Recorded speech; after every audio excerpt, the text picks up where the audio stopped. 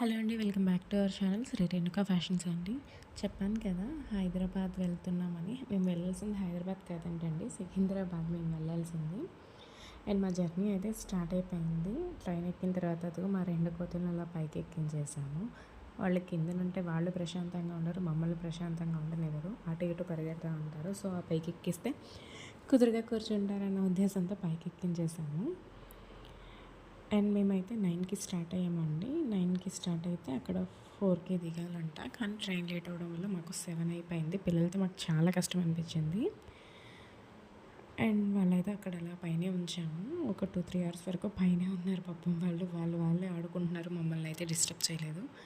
And ఇది వచ్చేసరికి నేను టిఫిన్ ఇంట్లోనే చేసేసాను. టిఫిన్ వంట మొత్తం 9 to 4 అంటే ఆఫ్టర్నూన్ లంచ్ కూడా అక్కడే కవర్ అవ్వాలి కాబట్టి ఇంట్లోనే టిఫిన్, లంచ్ కూడా తీసుకొని వెళ్ళిపోయాను. ఎందుకంటే ఆ ట్రైన్లో వస్తారు కానీ అసలు వాళ్ళు ఎలా చేస్తారో ఏంటో, అసలు ఆ ట్రైన్లో ఫుడ్ అస్సలు బాగోదు. అందులోనూ మనమంటే ఎలాగోలా అడ్జస్ట్ అవుతాం కానీ పిల్లలకి పెట్టాలంటే అస్సలు పెట్టలేము. కాబట్టి నేను ఇంట్లోనే ప్రిపేర్ చేసుకొని తీసుకెళ్ళాను అనమాట. అయిపోయింది, తినేసాము. తినేసిన తర్వాత ఇంకా పైన మా పిల్లలు ఎంజాయ్ చేస్తూ ఉన్నారనమాట ట్రైన్ జర్నీని. టైం కూడా మమ్మల్ని అయితే విసిగించలేదండి. ట్రైన్ 3 అవర్స్ లేట్ అయినా కూడా వాళ్ళంతా వాళ్ళే ఆడుకున్నారు కానీ మమ్మల్ని అయితే విసిగించలేదు.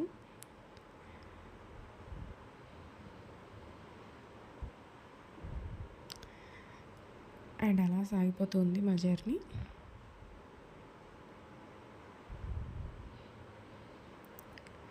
వాళ్ళంతటా వాళ్ళే ఏంటేంటో పిచ్చి పిచ్చిగా మాట్లాడుకుంటూ వాళ్ళే ఆడుకుంటున్నారు. మా బాబు అయితే నా ఫోన్ చూసినప్పుడల్లా, నేను ఫోన్ పట్టుకొని ఉండడం చూసినప్పుడల్లా హాయ్ చెప్తున్నాడు అనమాట. చేతిలో ఏదంటే దాంతో హాయ్ చెప్తున్నాడు. అండ్ అలానే ఇది వచ్చేసి మా లంచ్, పిల్లలకి స్నాక్స్ అన్నీ నేను ఇంటి దగ్గర నుంచి తీసుకెళ్ళానండి. ట్రైన్లో అయితే ఏది కొనలేదు. అండ్ ఇందాక మా ఆంటీని చూసారు కదా, తను సిజోఫ్రీనియా పేషెంట్ అనమాట. తనకి ఏం తెలియదు, లైక్ తను ఒక చిన్నపిల్ల లెక్కనే. సో ఇంట్లో అంతా నేను ఒక్కదాన్ని చేసుకోవాల్సి ఉంటుంది. ఉప్మా టిఫిన్ చేసాము. బాక్స్కి మూత పెట్టి అంటే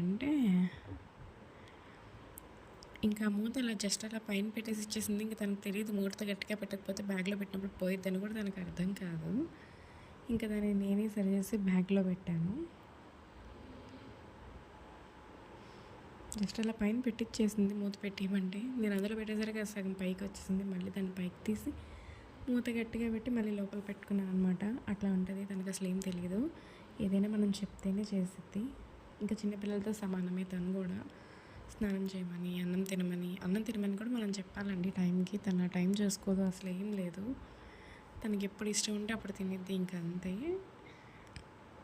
అదొక మానసికమైన వ్యాధి అంట, నాకు తెలీదు, మా ఆంటీని చూసాక తెలిసింది.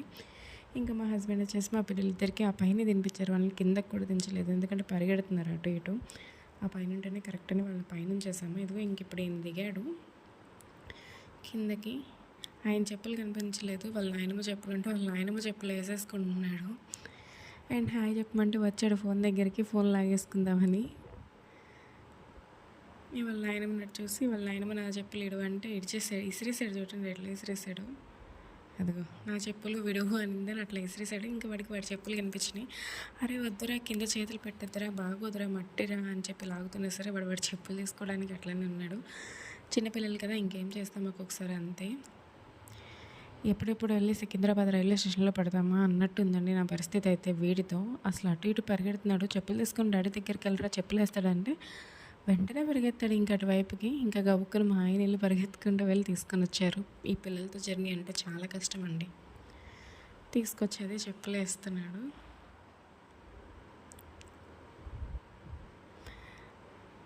ఎప్పుడెప్పుడు వెళ్ళి సికింద్రాబాద్ రైల్వే స్టేషన్లో పడదామా అని చూస్తుంటే ట్రైన్ 3 అవర్స్ ఏదో ట్రాక్ రిపేర్ ఉందని 3 అవర్స్ లేట్ అయిందండి. 4కి దిగాల్సిన వాళ్ళం 7:38 అయిపోయింది టైము.